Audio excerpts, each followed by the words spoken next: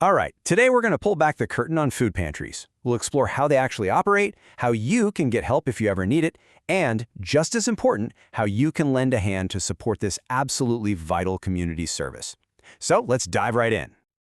You've seen those donation bins, right? At the grocery store or a local event? But have you ever really stopped to think about what happens next? How does that can of soup you donated actually make its way to a family's dinner table? Well, we're about to connect all those dots for you. Okay, so first things first, let's get on the same page. What exactly is a food pantry? It's pretty simple. It's a local spot where individuals and families facing hunger can go to get free food. You can really think of them as being on the front lines in the fight against food insecurity, right in our own neighborhoods. Now, a food pantry doesn't just appear out of thin air. It's not an island. It's a crucial part of a much larger system, a whole ecosystem of support. So let's take a look at how that system really functions.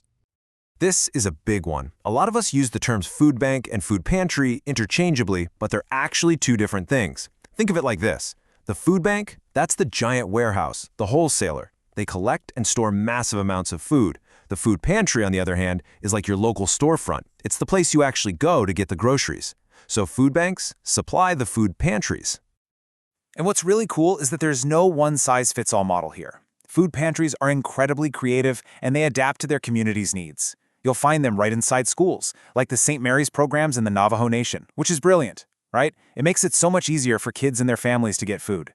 Then you have mobile pantries, literally, pantries on wheels. A great example is Island Harvest in New York, which has a truck that brings food directly to seniors who might not be able to get out easily. So, does all this adaptation actually make a difference? Oh yeah. The impact is just staggering. Get this, in the last year alone, these programs delivered over 21 million meals to children across the nation. I mean, wow. That just shows you the incredible power of a flexible system that meets people where they are. So we've seen the big picture of how the whole system works, but now let's get a little more personal. Let's shift gears and talk about what to do if you, or maybe someone you know, needs a little help. We're going to walk through it step by step. But before we dive into the nuts and bolts, I just want to say something really important. These organizations are there to help. There's absolutely no shame in needing a hand. So many of them are open to anyone in the community who needs support, and they work hard to create an environment that's both welcoming and dignified. The process is usually pretty straightforward, broken down into 4 simple steps. It starts with finding a pantry near you. Then, you'll want to check their hours and any specific requirements they might have. After that, you'll gather a couple of documents, and finally, you just visit for your appointment. To make this really tangible, let's look at a concrete example. Let's take the Hands of Hope Pantry in Nevada. At this pantry, you need a valid ID, some proof that you live in the area, like a recent utility bill, and something called a Clarity Card. But don't worry, they can actually help you get that card. At this spot, clients can visit once every 30 days, and the whole process kicks off with a simple phone call to ask questions and book an appointment. And you know, when you visit, you might be really surprised by what you find. It's not just a wall of canned goods anymore. Many pantries, just like Hands of Hope, work so hard to offer a wide variety of foods. We're talking fresh produce, baked goods, and even frozen items, all to provide nutritious options for families. Okay, so we've covered the system and how to access it. Now it's time to flip the script and talk about the other side of this equation, the community's role in making all of this possible. Because really, that's what it all comes down to. These pantries run on people power. They thrive because of community collaboration and generosity. So the big question is, how can you be a part of that solution? Well, there are several really powerful ways to contribute. Of course, donating non-perishable foods like pasta or canned goods is fantastic. Their long shelf life ensures a stable supply. But monetary donations are also absolutely critical. They allow pantries to buy exactly what they need in bulk, often at a lower cost. And don't forget personal care items. Things like soap and toothpaste provide a sense of dignity that goes way beyond a meal.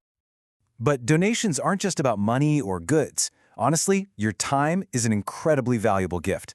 Volunteers are the absolute lifeblood of these organizations. They're the ones sorting donations, packing boxes, and providing a friendly, welcoming face to clients during their visit. So, as we wrap up, you can see how it all comes back to one central idea. All these pieces, the food banks, the pantries, the clients, the volunteers, they're all woven together through community connection. You know, I think this quote really just sums it up perfectly. A food pantry is, quote, a testament to the resilience and compassion that can thrive when people unite for a common cause. It really is about so much more than just food. So, if you take away just one thing today, let it be this. A food pantry isn't just a distribution center. It's a hub of hope. It's a physical representation of a community looking out for its own, built by its members, for its members. And this brings us to a final question for you to think about. Food has this incredible power to connect us all. So, how is your community connected by food? And what role could you play in strengthening that connection?